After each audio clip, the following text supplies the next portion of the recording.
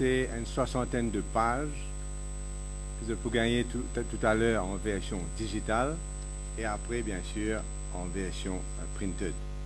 Donc, bon, moi aussi, qui me rappelle, comme comptable Sakula, qui est une mesure qui finit annoncée aujourd'hui, c'est une mesure dont le coût a été bien calculé, bien mesuré, et dont la capacité de payer du gouvernement a été aussi bien ajustée. Bien sûr, il compte deux affaires. Premièrement, une croissance économique pour soutenir les revenus de l'État, mais sans doute aussi le loyer qu'il faut gagner des chagos, qui d'ailleurs l'opposition est en critiquée.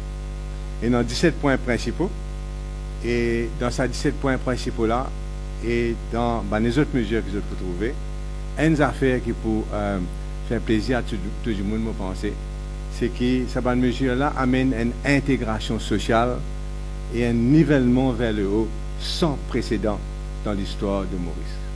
Nobody is left behind. Tout le monde là-dedans et tout le monde donc pour qu'on, d'après nos calculs, d'après nos espoirs en tout cas, une intégration sociale sans précédent, un nivellement vers le haut sans précédent depuis l'indépendance. Et nous l'est en fin de compte que ces 5 prochaines années soient un vrai plaisir pour chaque Mauricien. Maintenant, il y a 3 points qui m'ont pour développer. Premièrement, l'éducation. L'éducation sera un bon pilier de notre action pendant les 5 prochaines années. L'éducation, nous pas besoin d'y aller, mais nous dire, c'est la clé du succès de chaque citoyen, chaque famille, mais aussi pour le pays. Nous envie aide les enfants moins riches, les enfants pauvres, à se débarrasser du fardeau de la pauvreté. Et ça, c'est la première chose, le premier objectif, mais tous les enfants profiter, mais aussi il y a une attention spéciale pour les enfants pauvres, qui peut charrier, qui peut amener nos autres les deux depuis notre naissance, ce que nous appelons le fardeau de la pauvreté. À rappeler que les ressources humaines, c'est nos seules ressources, véritables ressources en Maurice. Nous avons 1,3 million de personnes, c'est ça, nos véritables richesses. Et nous voulons que chaque famille, chaque personne, capable de contribuer positivement à la prospérité de sa famille, à la société elle-même et à l'économie. Sans oublier qu'un enfant qui réussit sur l'étude, qui réussit sur la carrière, c'est une source de grande fierté pour sa famille. Et c'est ça, fierté-là, qui nous envie de donner chaque famille à l'île Maurice. Donc nous pouvons mettre le paquet sur l'éducation, la formation. Il faut bien souligner que beaucoup a été fait ces 5 dernières années. Aujourd'hui, un grand pays au monde, même un pays les plus riches, a offert une éducation complètement gratuite de l'âge de 3 ans à l'université. En Amérique, c'est payant. En Angleterre, c'est payant. Mais Maurice, c'est absolument gratuit. Et ça, c'est extraordinaire. Mais bien sûr, le travail n'est jamais pas fini. Et première mesure, c'est pour un enfant pauvre qui rentre à l'école et là peut créer, avec l'accord du ministère des Finances, un fonds d'équité scolaire, un Pupil Equity Fund. Je vous trouve c'est l'équivalent en Écosse. C'est pas quelque chose qui nous vient d'inventer comme ça. Il marche très très bien en Écosse.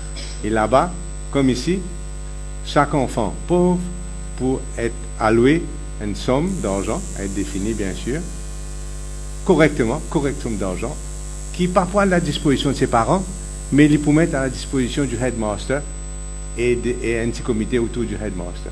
Et ce sera au headmaster de décider, si c'est à 40 000, 50 000 roupies par an là, lui servi peut-être pour donner une leçon particulière à l'enfant additionnel, peut-être que l'enfant a besoin d'un repas chaud, peut-être que l'enfant a besoin de jouer au football, parce que ses parents va se jouer au football.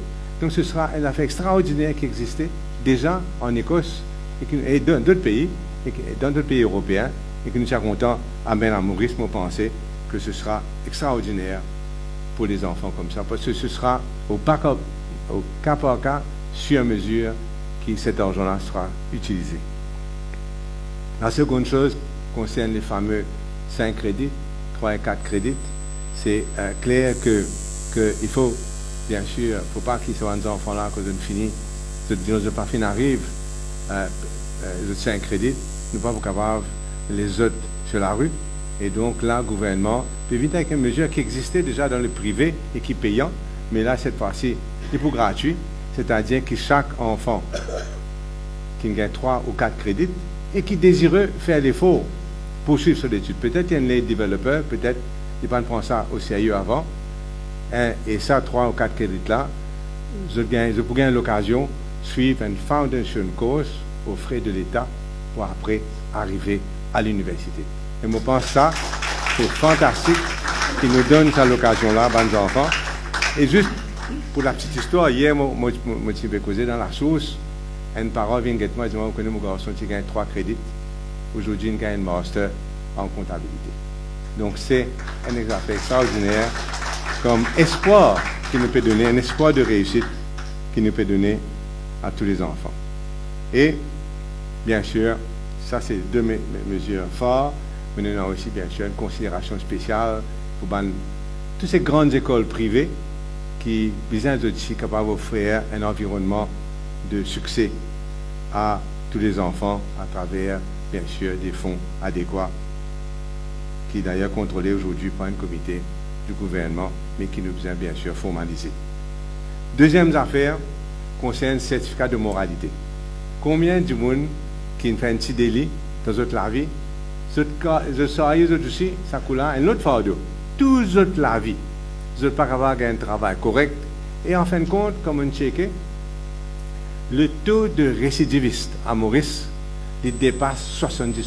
Ça veut dire 70%, tout prisonnier, tout accusé qui rentre dans la prison, mais ont déjà fait prison avant. Et c'est ça, cercle vicieux qui nous a cassé. Et nous casse ce cercle vicieux-là en retirant un nombre de délits mineurs qui déjà, qui malheureusement, viennent aujourd'hui le certificat de moralité et qui empêche sa personne qui a un travail correct. Et donc, après 1 an, si la personne va récidiver, bien sûr, ça petit délit mineur-là, ce nombre de délits mineurs-là pour sortir le certificat de moralité permettant à la personne d'avoir un travail. Combien de monde besoin d'immigrés au Canada? Moi, je ne sais pas où immigrer maintenant, hein? Mais tu peux immigrer au Canada et pas capable, par exemple, parce qu'il y a une simple affaire. Et là, camarade Ivan Columbus peut dire qu'il y a un cas où une personne est condamnée pour smoking in public. Smoking in public, ça vient le certificat de moralité et l'État sans même ni travail, ni capable de sauver dans notre pays pour avoir de notre travail. Voilà donc, ça c'est certificat de moralité. Il ne fallait pas lever un obstacle à une personne, arrête une vie qui n'est pas correcte et rentre dans l'emploi. Bien sûr, bande délits sexuels, la fraude, trafic de drogue, etc., etc. Ça, du tout, il n'est pas pour toucher par ça. Et la troisième chose concerne, troisième point, point 14 et notre 17 points, concerne les animaux lovers. Et ici, nous venons le fameux cas des chiens errants qui finissent toujours un plaie à l'île Maurice. Et il y a 2 cas de chiens errants. Il y a un chien errant qui est un propriétaire, et un propriétaire juste négligent, et il y a un chien errant qui paie un propriétaire. Nous, ce qui nous concerne aujourd'hui, c'est environ 60 000 chiens errants qui paient un propriétaire. Un propriétaire, ben, ce cousin, ça fera un petit coup de bazar pour se ramasser des chiens dans la cour, parce que ça aussi a le mot du monde, etc. Mais pour les 60 000 chiens errants sans propriétaire, le gouvernement et qui traînent la rue, qui est une menace pour nous l'environnement, un danger pour les gens qui viennent marcher, etc. Un danger public. Donc, nous pouvons faire provision pour 20 shelters à travers Maurice. 20 shelters. Et ça, 20 shelters-là, nous calculons qu'il y a environ 300 toutous par shelter, par arbre. Donc, si vous avez 5 arbres, vous avez 100 toutous. Et bien sûr, prenons beaucoup, moi, je suis volontaire aussi, vous venez donner un coup de main dans ces affaires-là, hein, beaucoup ONG, etc. Et ça, 20 shelters-là, pour prendre en priorité, bien sûr, les chiens malades, qui sont dans la gale, les chiens agressifs, tout sortes de choses. Donc, c'est pour un grand bénéfice pour nous, l'environnement en général. Et je comprends que le gouvernement est déjà en contact avec le Battersea Dogs Home pour une expertise, une aide technique dans sa domaine. Voilà donc les 3 points. Merci pour votre attention.